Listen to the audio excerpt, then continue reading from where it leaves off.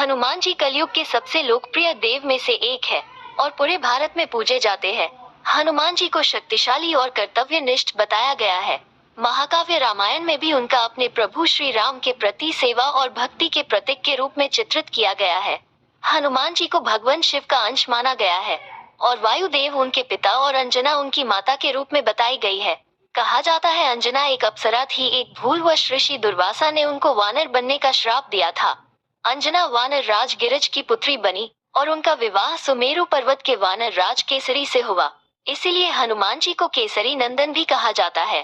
कहा जाता है कि राजा दशरथ ने अपने पुत्रों की प्राप्ति के लिए यज्ञ का आयोजन किया और फिर यज्ञ में से एक फल निकला। उस फल को खाने से पुत्र की प्राप्ति होती। तब तीनों रानियों ने उसमें से फल खाया और बाकी बचा हुआ फल एक पक्षी छीन के ले गया। तब अंजना एक पर्वत पे टहलने निकली और पुत्र प्राप्ति की लालसा कर रही थी।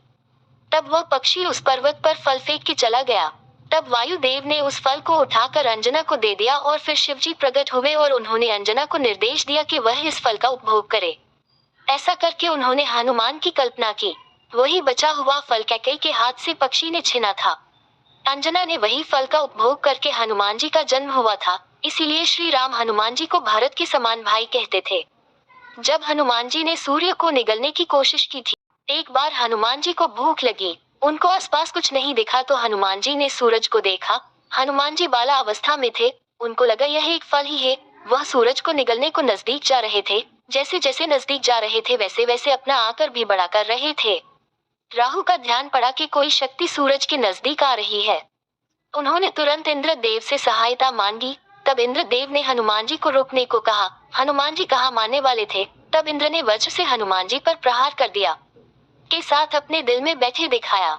दरबारी इस कार्य को देखकर हैरान रह गए। तब प्रभु श्री राम उसी वक्त अपने सिंहासन से खड़े हो गए और हनुमान जी को अपने हृदय से लगा लिया। वहां बैठे सारे दरबारियों ने हनुमान जी की निस्वार्थ प्रेम और भक्ति की लोग सराहना करने लगे। कहा जाता है कि जब तक लोगों के होठों पर राम का नाम रहेगा तब तक हनुमान जी पृथ्वी पर जीवित रहेंगे। और यह भी कहा जाता है कि जहाँ जहाँ कलयुग में राम कथा होती है वहाँ स्वयं हनुमान जी विराजमान रहते हैं। जय बजरंग बली, जय हनुमान।